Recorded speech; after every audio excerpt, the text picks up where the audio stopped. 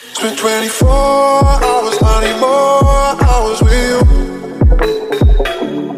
You spent the weekend getting even, ooh. We spent the late nights making things right between us.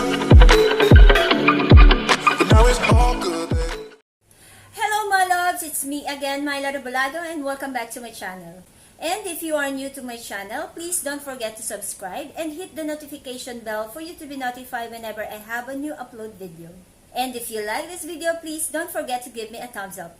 Welcome back to another makeup video, and as you can see guys, glam yung ating mata ngayon dahil sa glitters na nilagay ko. It's my first time to use glitter pigments para sa aking eye makeup, and sobrang challenging siya.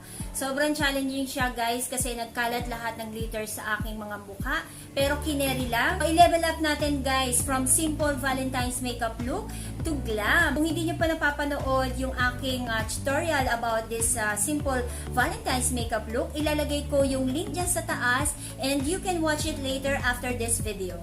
This makeup look is more on pang-clubbing siya. So para maswak yung ganitong klase ng makeup, mag-clubbing tayo. And for this makeup look, ang ginamit kong eyeshadow palette is from PICARTS. Tatlong shade lang guys yung ginamit ko para dito sa makeup look na ito. And ang una kong ginamit is itong Toffee, at ginamit ko siya for my transition and nilagay ko lang siya above dun sa aking crease area.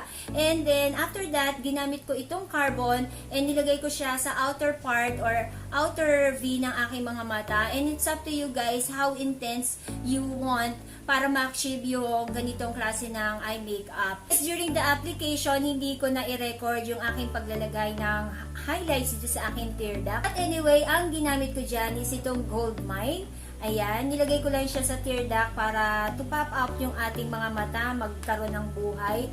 So, ayan guys, yan yung tatlong shade na ginamit ko using the PICARTS eyeshadow palette. And for the glitters na in-apply ko rito sa aking mga mata, ginamit ko is from BYS.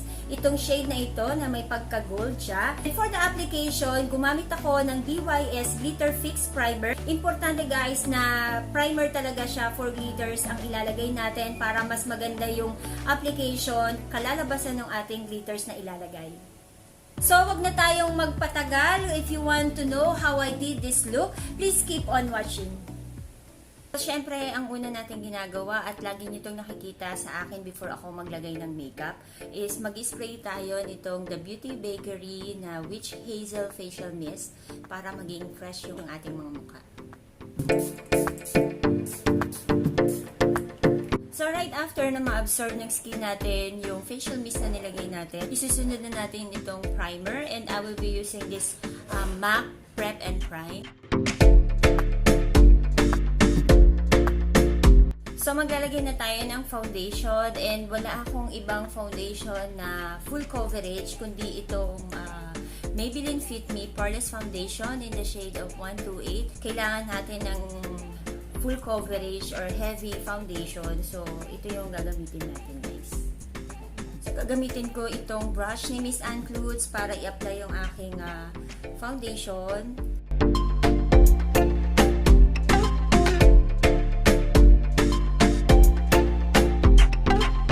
Gagamitin ko yung damp sponge ko para ma-blend natin siya ng maayos.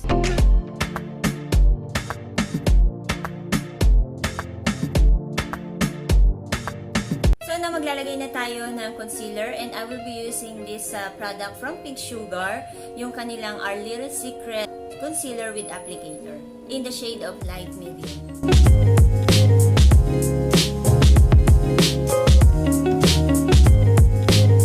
Set na natin yung ating foundation and concealer, and I will be using this brand from HUAWEI, yung kanilang final powder in the shade of Ivory Glow.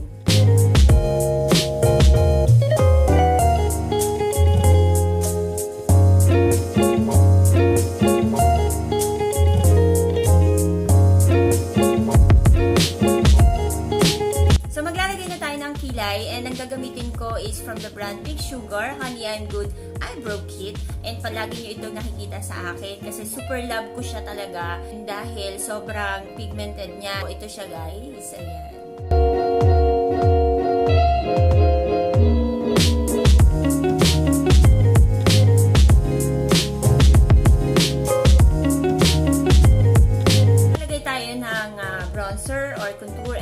gagamitin ko itong aking LA Girl Glow.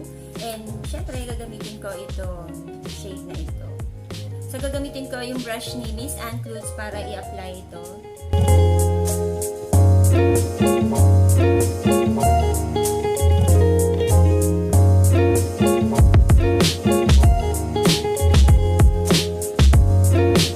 So, maglalagay ako ng contour sa aking nose para magkaroon tayo ng ilong.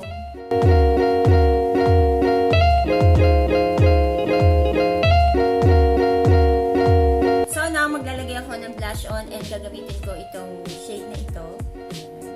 Top and blue.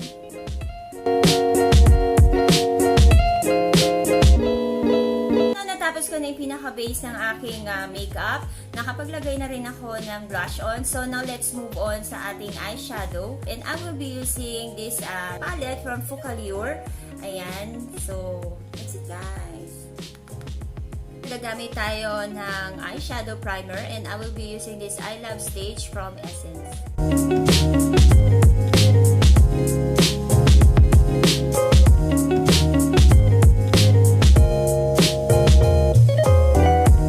Siset ko lang siya using this Maybelline Fit Me na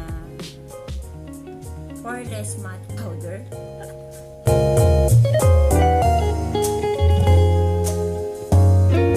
So guys, dahil heavy yung ating magiging makeup look ngayon, for my transition is itong toffee.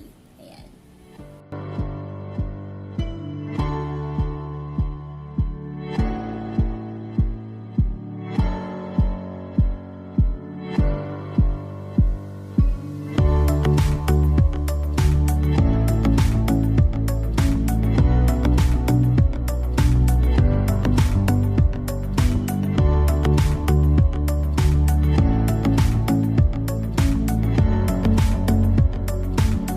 Natin gagawin is ilalagay ko itong carbon dito lang sa pinaka outer third ng ating mga mata.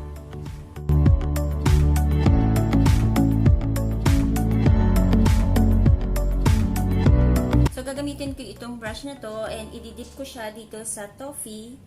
Ayan. And then, saka ko siya i-apply para makatulong to diffuse yung ating black eyeshadow.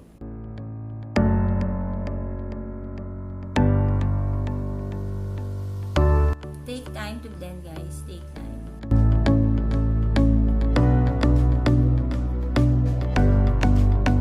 So, kukuha ako ng malinis na brush.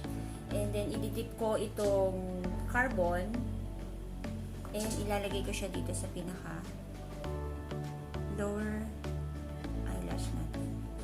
So, natapos ko na yung aking eyeshadow and maglalagay ako ng eyeliner dito. Yan.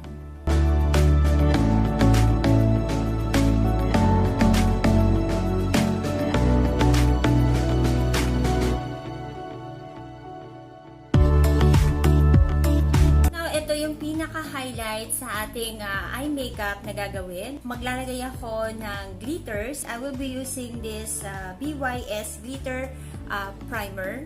Gagamit ako ng brush and maglalagay ako dito sa pinaka-inner part ng ating eyelids. Kukuha ako ng glitters using the BYS din and itatap ko siya here.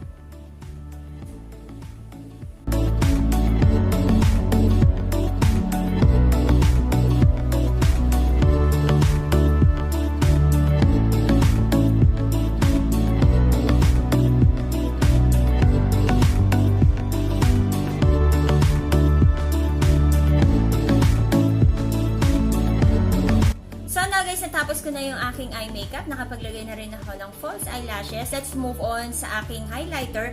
And syempre, ang gagamitin ko is from EB Advance, yung kanilang Glow Out Highlighter.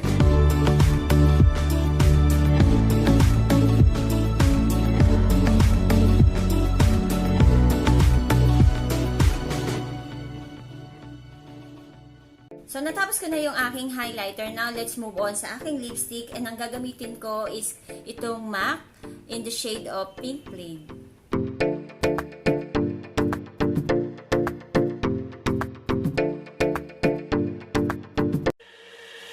24 hours, I need more hours with you. You spent the weekend getting even. Ooh. We spent the late nights making things right between us. So that is our video for today. I hope na nag-enjoy kayo at may natutunan kayo sa aking makeup tutorial ngayon using this glitter pigments from BYS. Guys, abangan nyo yung susunod kong video is all about makeup haul. So ayan, mag-makeup haul tayo. May mga nagbigay sa akin ng makeup and ipapakita ko din sa susunod kong video kung sino sila na nagbigay sa akin at kung ano yung brand na ibinigay sa akin. Sobrang wow, blessed ako talaga na na-receive ko itong makeup na ito. Maraming salamat. Panoorin nyo yan sa susunod kong video. And of course, I want to say thank you sa lahat ng aking subscribers and supporters na patuloy na nanonood sa akin at nag-aabang ng mga bago kong video. So that's it guys. Sana